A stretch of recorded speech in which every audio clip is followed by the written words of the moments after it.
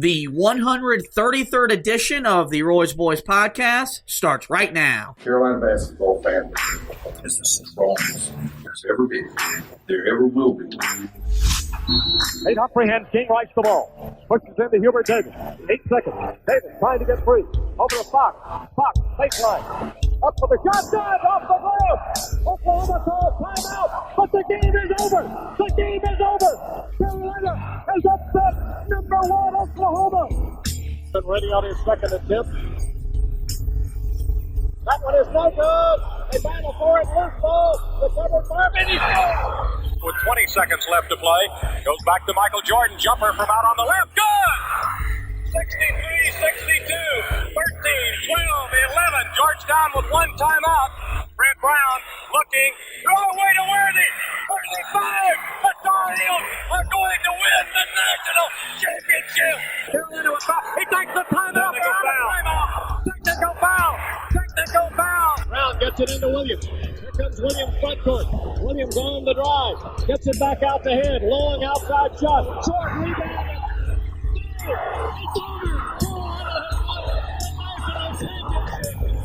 And how about the Tar Heels? They are the national champions.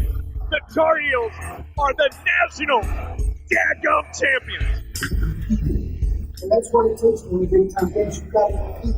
You do it with your brain, and you got to do it with your heart too. And that's pretty doggone good. From QCBroadcasting.com, this is the Roy's Boys podcast with your host, Josh Marlowe. Hey everybody, welcome into another edition of the Roy's Boys podcast. We are powered by Carolina Electrical Services. It hasn't been too long since we last spoke with you, and that's because there was some more news on the Carolina basketball front. They follow in the footsteps of Carolina football, who on Friday had a massive day on the recruiting trail for the basketball program. They got their 2021 class started with their first commit, a North Carolina native, Kinston native, Dontrez Stlyes, a 6'6" power forward, committed to Carolina after just being offered a scholarship less than a month ago. And Anthony, this was a commitment that once Carolina got into the picture and gave him a scholarship, it seemed like a no-brainer from the guy just down the road from Kinston. Yeah, and it makes a lot of sense. It's a spot where Carolina's dipped into a couple of times so far in program history and have had a lot of success with. You got two guys that are seen as big names. Both have not only had success at Carolina, but went on to have success at the NBA level. Jerry Stackhouse and Reggie Bullock. And I'm kind of watching some of his tape. Again, it's been tough considering that you have to go through YouTube for a lot of his stuff. But I like what I see from him, and he's a guy at 6'6" that's got a nice size frame. I mean, he'll probably have to put on a little bit of weight, but he also looks like he can hold his own shooting from the perimeter, which is something that Carolina really missed this past year.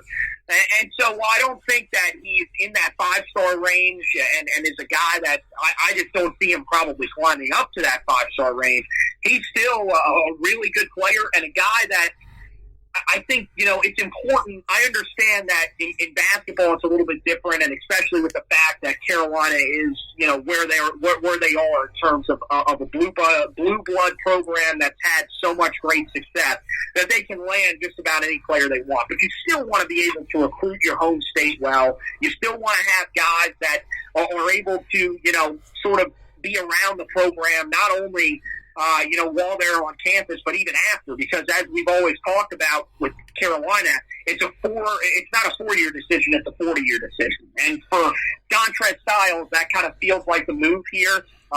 You mentioned, when Carolina entered the race, it was a game changer. Well, yeah, I mean, of course it was a game changer.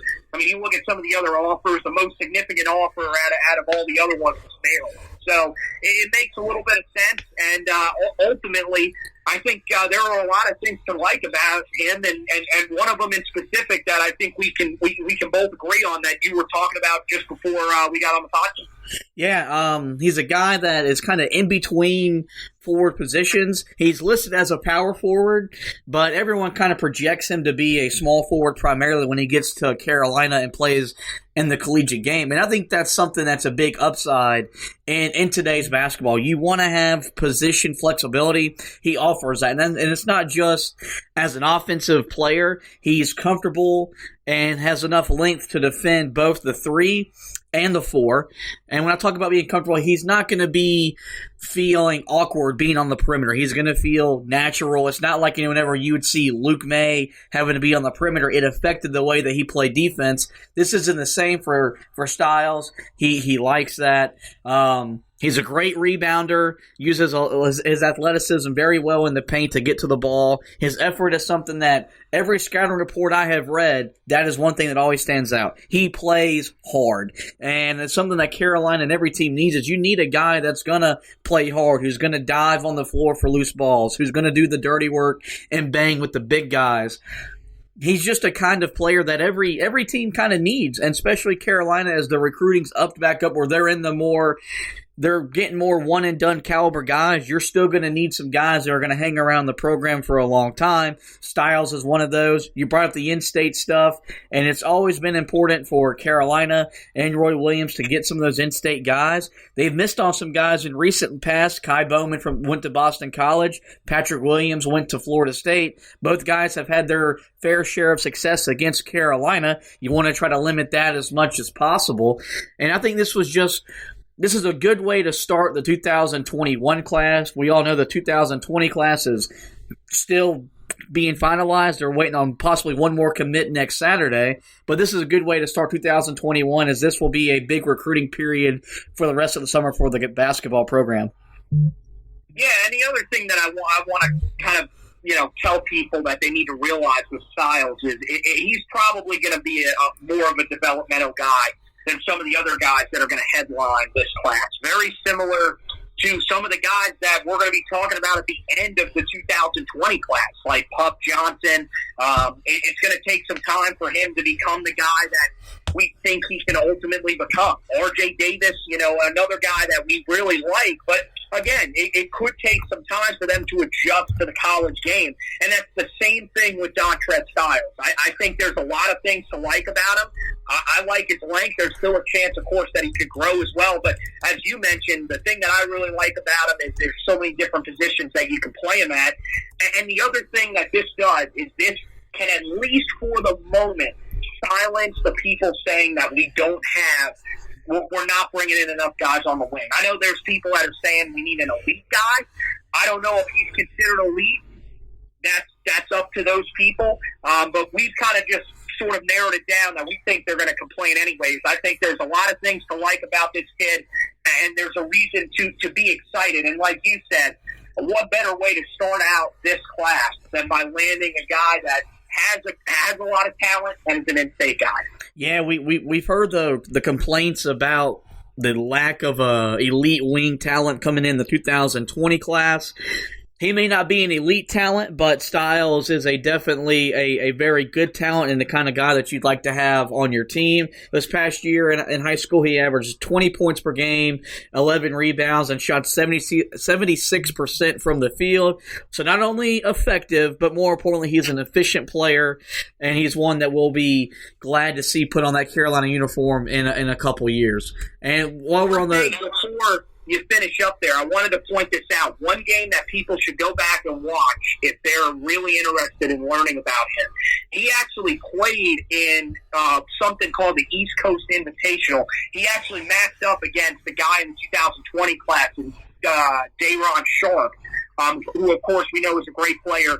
Dayron scored 36. He scored 33. They actually went against each other. So, I mean, I know that there's, if you look at star ratings, you would say Sharp's definitely the better player, and it's not even close. But to me, that's extremely interesting that you've got a guy going up against somebody that's a year older than him and having that type of success. Yeah, that's probably something that I'll probably even myself go back and check out and kind of see both those guys on the floor competing against one another. And it bodes well for a guy that isn't as highly recruited as Sharp is, but was able to hold his own against one of the better players in the 2020 class. And luckily for us, he'll be putting on that Carolina uniform. While we're on the topic of recruiting, Carolina, as we mentioned, is still waiting on one more possible final recruit.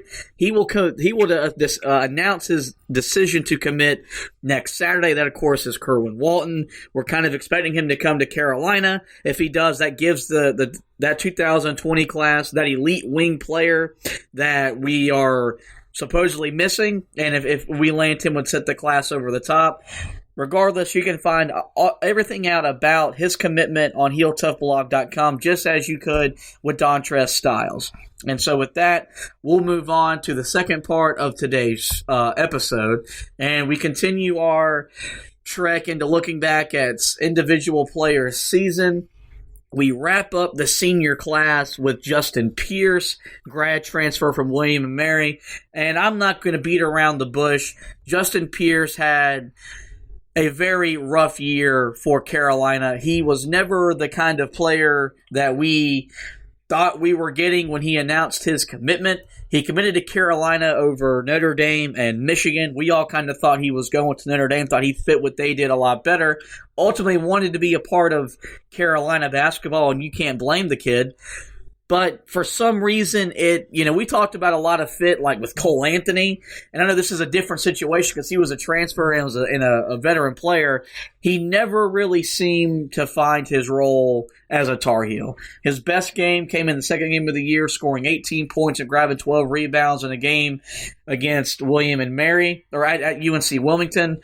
And that was his only double-double of the year. And this is a guy that at the Colonial League was a walking double-double his junior season.